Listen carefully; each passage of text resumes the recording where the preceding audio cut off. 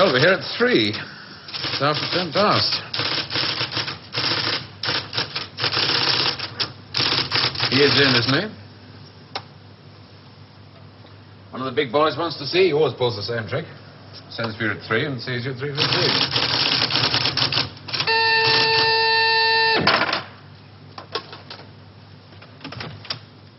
Mr. Larkin to see you, J.G.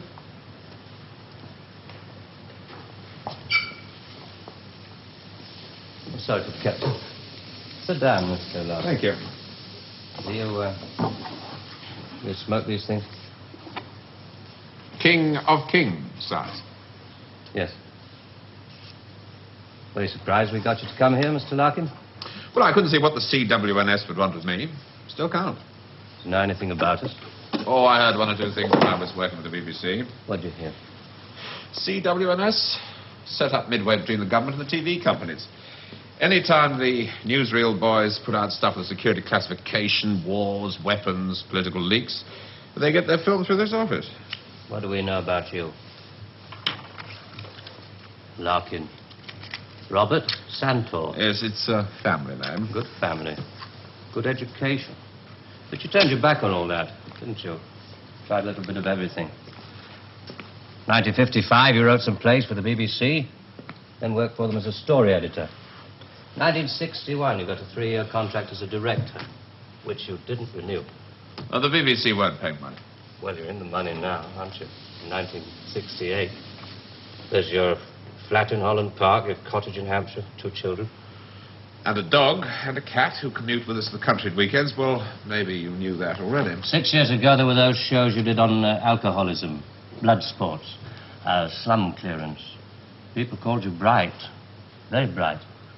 There were other words they used. Hard-hitting, vital. Now you do only 4 shows a year.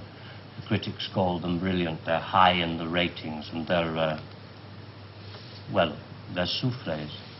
Little soft in the center. Don't think I'm complaining. Oh, you can complain if you want to. Just call it a friendly professional interest. I'd like to know what happened to alcoholism and blood sports. Call it reaching the age of 35. Call it school fees, 2 fixed addresses. Call it joining the establishment. Call it being a socialist for 15 years in a country that'll never be socialist. Good. There's your wife, Rachel. You married the girl next door. Your 2 children, Rebecca and Daniel, nice little family. 3 years ago, you got yourself a girlfriend. It was serious. Where the hell did you get that found? Just tell me where it stops. Lasted for 18 months. Your wife never knew about it, even when you nearly decided to leave her. Who are you? It's the initials JG, that's all I know. Never met you before in all my life. July the 25th, 1966. You finally decided to break it off with this woman. You said you loved her. You said you loved your children. It was 2 against 1. You had to add it up like that. Sorry, your cigar. It's burning my desk. Sheila told you all this? We have ways of finding things out. But why? If it's blackmail, the thing won't hold water. It's all in the past. Well, there'd be pain, of course, for Rachel and the children. But you wouldn't get anything else out of it. No, it isn't blackmail. We've just been interested in you for a long time. Interested? You went back to your wife because you said it was 2 against 1. I call that very responsible. We're interested in very responsible people. In fact, we have a little index for them. We call it their power quotient, a ratio of responsibility as against aggression. Yours is very low, 0.2. That's very low, just what we need. Sit down. Please. I'm sorry, the language must seem rather strange at first, but we take it very seriously. Just to show you how seriously, I'm going to tell you how we checked up on you. We call these things surgical transmitters. One was fitted inside you when you went into the Charing Cross Hospital 3 years ago. Appendix, wasn't it? Transmitter?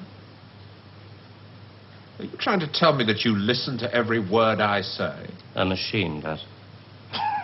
untouched by human hand. There's a little gadget in these things that ties up with the pulse rate. Puts a bleep onto anything that you're excited about saying. British.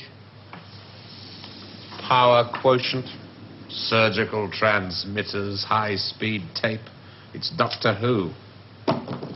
I'm for the real world, Jack. Good afternoon. I shall just have to give you an example. On July the 26th, 1966, you were talking to this girl, Sheila, about love. You said to her, I quote, "The kind of love I have for you, Sheila, well, it's bed love and it's more. It's staying in bed till 6 p.m. and saying I can't go to the office today. It's eating breakfast at twilight, laughing at leaves on the pavement." I don't believe there's any such thing as these surgical transmitters. You got Sheila to tell you all this. Then you wrote it down the way I might have said it. You're a good guesser.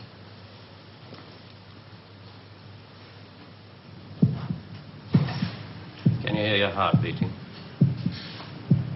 It's eating breakfast at twilight, laughing at leaves on the pavement, getting a cab to a silly movie to Paris. It's moving when you're tired of staying still. And I've done it all before when I could do it with no ties. Now to just be irresponsible.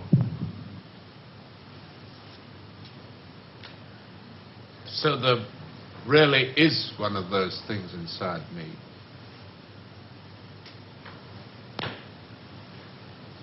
What do you want? We want people with low power quotients. We want them to work for us. Nothing more sinister than that. All this just to offer me a job. Special sort of job. The newspapers talk about the corridors of power, the power elite. Let's just say we'd like you to join the club. Oh. There's a vacancy in our newsreel department. We'd like you to help plan the news for 1973. Come again? Plan the news for 1973.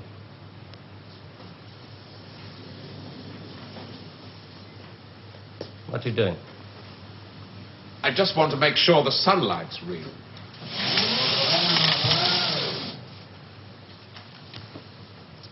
I always tell people, news is the most highly developed form of fiction. The most difficult. Come on. I just want to show you something. There's no obligation to buy. Really. News requires imagination. News requires responsibility. We think you're well qualified. Please. Double A security, sprinkler systems and other services do not operate beyond this point.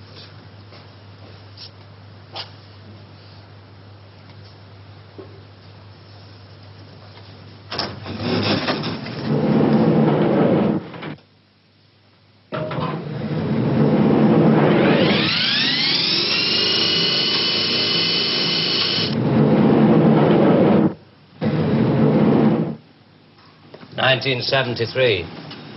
We've only roughed out the news for 1973. Nothing's been given the go-ahead yet, but this is the kind of thing we have in mind.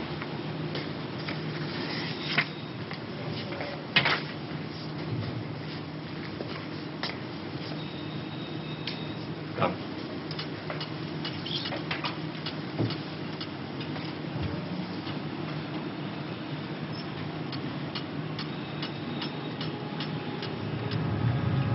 Today, April 14th, 1973. First historic pictures by Radstar of the combined U.S.-Russian landing on the moon.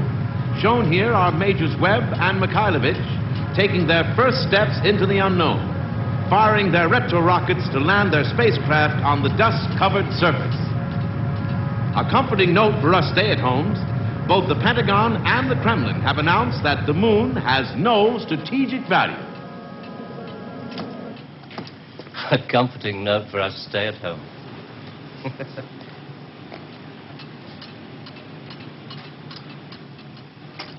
I can't show you any film on this next model. We haven't photographed it yet.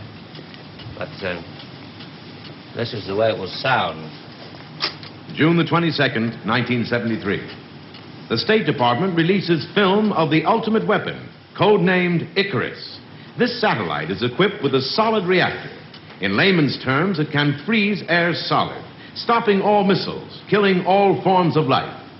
Icarus orbits at the same speed as the Earth, can hang in position over every major city that threatens the peace-loving nations. Rather proud of this one. Come on.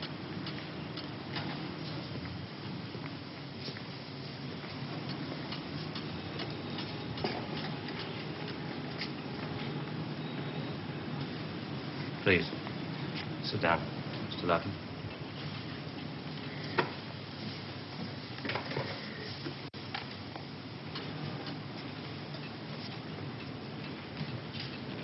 September the 5th, 1973.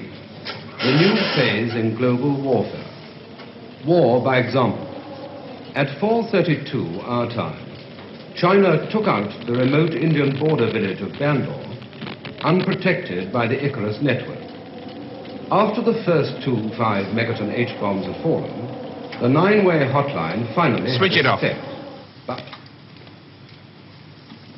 This is going to happen in 1973. You're going to make this happen? No.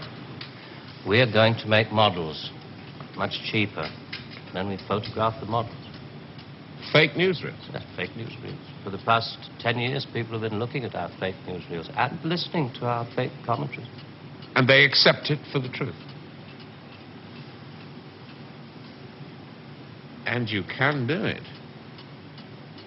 Stop 100 people in the street. How many of them have actually seen a missile or a satellite? They're just told they exist and they believe it. Yes, you're getting there. I knew you would. Well, now, the moon rocket and the satellite, that you can get away with. That's too remote for people to grasp. It's too far away. But this... I mean, you invented this village on the Indo-Chinese border. Oh, yes. Well, somebody could check up. Very mountainous territory up there. There'll be no survivors in 1973. No rescue work. Radiation scare. Yes. You can do it. This could be the news for 1973. Not necessarily exactly like this. We only plan in detail 1 year ahead. Oh, you only plan 1 year ahead. Hey, tell me, what is the news item that's bothered you the most in the past year, 1967? Oh, well, it has to be the new American intercontinental ballistic missile, the Boy Wonder, doesn't it? Just the one I asked him to set up for you. The new ICBM, codename Boy Wonder, with a much-talked-about Mercury warhead. I haven't any special effects up here, but perhaps with the proper sound. Blast off. And Robert Larkin, television director, high IQ, 35 years old, is scared. Scared by nothing. It doesn't work. It's a scientific impossibility. The same goes for the much-talked-about Mercury warhead. Perspex. Well, if this rocket doesn't work, then the others... They have a fireworks party at Cape Kennedy almost every other day. Well, you didn't really believe there were all these things whizzing about up there, did you? Sputniks and rockets. Astronauts crossing their legs for 8 days. How long has this been going on? Since Hiroshima. And the H-bomb, you mean... that doesn't work either? Right. Dirty. Very, very dirty. What was your first reaction? Relief. Oh, yes. Yes, it has to be relief.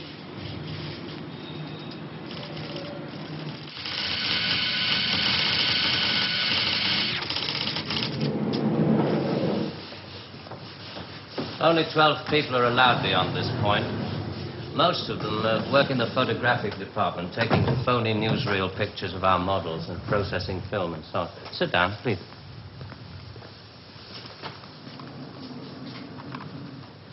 Ah, pretty pictures from our stills department. The boy wonder. Do you really think that missiles and satellites are my line of country? No, not at all. I've only shown you the hard news. There are other things, much softer things we thought might interest you. Well? 1973, we thought it might be time for an anti-teenage movement. A long-awaited return to maturity. Sherry. Perhaps even a religious revival. Oh, I see. You want me to arrange the grand opening of Ruislip Cathedral. 1st of October, 1973. Mark the date down in my 10-year diary. We are very serious about you. There are things about you we like very much. Qualities you have to offer. Qualities that we perhaps don't possess at the moment. That's great. Our file on you. I have to return to July the 25th, 1966, the day you broke it off with this girl, Sheila. You really did reveal rather a lot of yourself that day. But, of course, if you really mind... Help yourself. You said to her, it won't work, Sheila, and she said something, and then you said...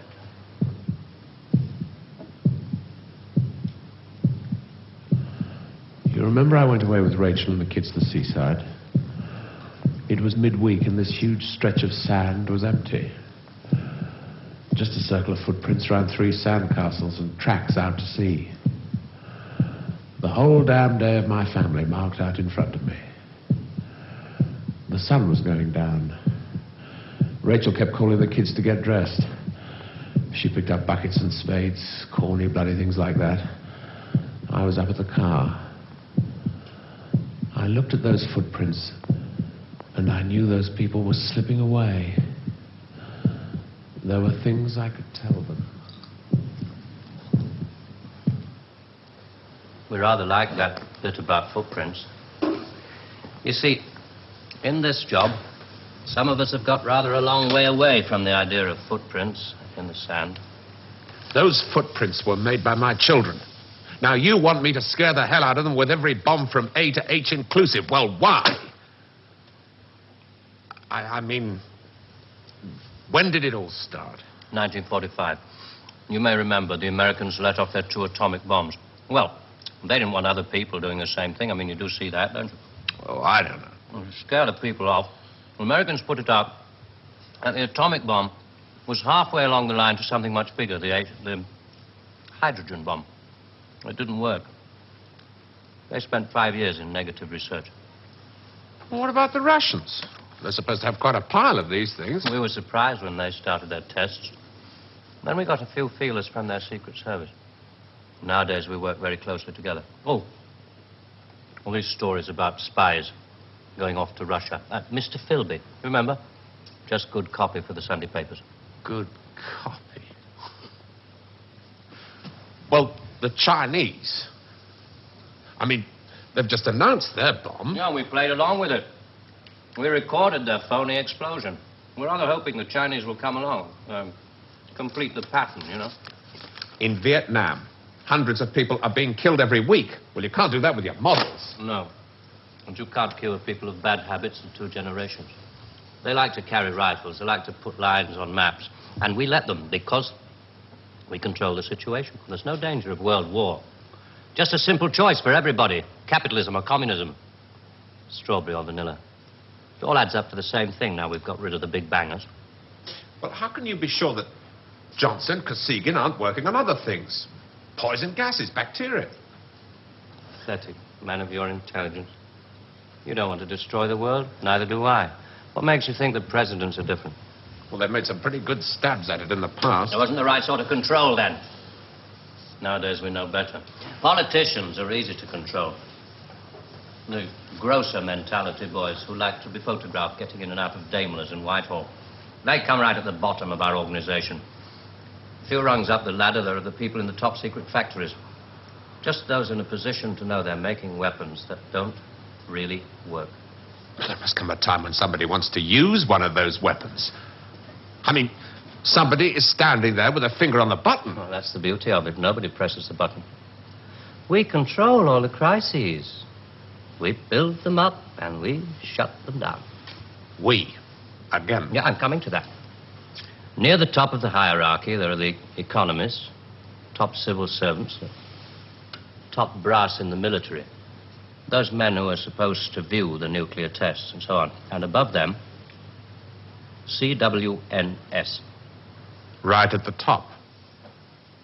Classified World News Service. Just who the hell are you? It's obvious, isn't it? Just a very few of the top people in communications in every major country in the world. Oh, you mean you run all these magazines? No, of course not. We just get them to take some of our copy every week. Television is much more important to us. It all happens so quickly. You say you can put out what pictures you like on television. Doesn't anybody try to stop you? No, nobody wants to. 99.386% of the population wouldn't believe this conversation. And the rest are working for us. And they're the top minds, the really responsible people. They know they're guaranteeing the lives of their grandchildren the only foolproof way. Scaring the hell out of their grandchildren. Well, I won't buy it. You must admit there has to be some kind of control in this world of ours. Look at this. And remember that 1/4 of the world is starving. There are the full bellies and the empty bellies. Some of the empty bellies carry rifles. Well, we full bellies are getting a bit flabby. We're not very good with rifles anymore, so we've devised 2 ways to keep the empty bellies under control. One of them is this fictitious hydrogen bomb we've talked about. The other one is money. Enough money to fill some of the empty bellies and put a hopeful smile on the faces of the others. A great wall of money all around Britain. And it's no secret that the British economy is in trouble at the moment. So we have to put that right, too, to stay alive. We have to control the people in this country. Scare an ostrich, buries its head in the sand. You scare a hedgehog, it rolls itself up into a ball. When a woman's frightened, she goes out and buys herself a hat. You mean you scare us so that we'll buy more, so that money moves quicker, production moves up? We don't say scare when we talk about human beings. We say threaten them emotionally. And there are all sorts of ways of not just the big ones like the hydrogen bomb. Overcrowd them a little with bad planning. Sell them too many motor cars. Anything to keep them a little bit removed from reality. Nowadays, people don't work for money. They work for the idea of money. They don't even love for love. They love for the idea of love. They only hate for the idea of hate. It took us 5 years to find a non-addictive drug, one we could pay off against the hard drugs. LSD. You marketed that? Oh, yes, of course. And for a very good reason. Some of these protest movements were getting a little bit too close to the mark. LSD gave them nice little hallucinations. Made them talk like 3-year-olds. Throw flowers at policemen. Shall we talk terms? You're not still going to ask me to work for you? I'm afraid I've had to put all this rather bluntly. You see, there wasn't really very much time. It must be rather a shock. Well, I mean, most people realize that the world is controlled from about 6 big cities. But it must be rather shocking to learn that a 1/6 of the world is controlled from this building. You mean you? Oh, no. I only rate an office on the 7th floor. There are 2 other offices above this one. And a giant computer system. Link number 4 in world control. A computer? And what's so remarkable about that? It's just a machine that can store a vast amount of information. A machine that knows too bloody much. Now you're being hysterical about it. The computer's very simple. You feed data into it. Anything from the Wall Street closing prices to the North Atlantic weather reports. And you get decisions. That machine's taken you over. It's just a machine. Extra hands for the people who know how to control it.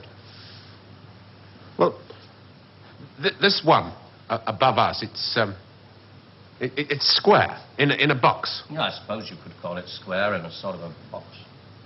Do you know why I go away at weekends? To get away from people in boxes.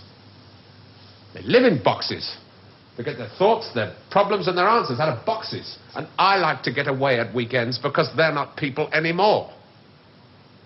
Now, you know all about me. My cottage in Hampshire. But did you know that there's a line of trees that goes right up past the house? And the noise they make is like the sea. Did you know that I find it difficult to sleep in the country? And I like to go and stand in the garden before dawn. And I feel good because I know that my wife and my children are asleep inside. And I like to go out and walk past the wet hedgerows until I can see pasture land and the smoke from the cottages in the village. This may be all very well for one of your grassroots programs, but I'm afraid time is running out. I ought to tell you, we pay a great deal of money. We can afford to. We save such a lot on things like the national defense budget, so on. We would start you off at £250,000 a year. Oh. Rising to £1 million when you make the Ministry of Morality, which I know you will. Will you let me out of here? One little point. I should have told you about these surgical transmitters.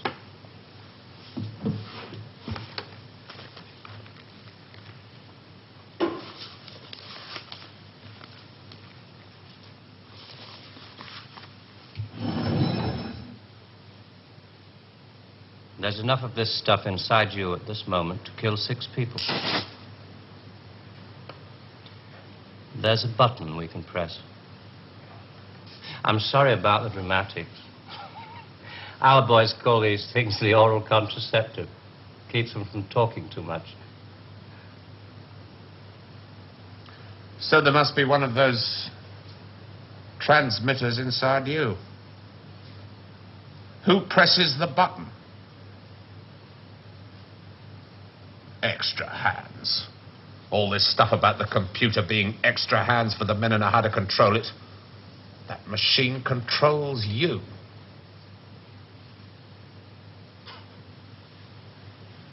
You start on Monday.